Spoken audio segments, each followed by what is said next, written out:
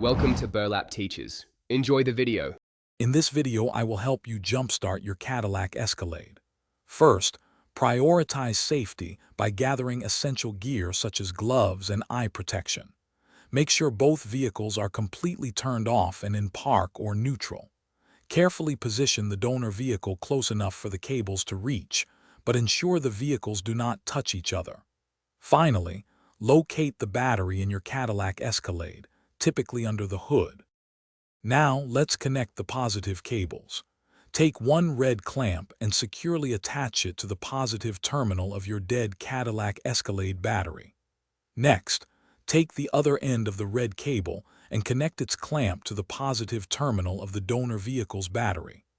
Always ensure these connections are firm and stable to allow for proper current flow. For the negative connection, take one black clamp and attach it to the negative terminal of the donor vehicle's battery.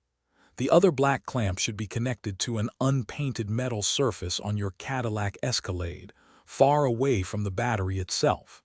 A sturdy engine bolt or chassis point works well. This creates a safe ground connection, avoiding sparks near the battery. With all cables connected, start the donor vehicle and let it run for about 5 minutes. This allows the dead battery to receive some charge. Then, try starting your Cadillac Escalade. Once it starts, disconnect the cables in reverse order.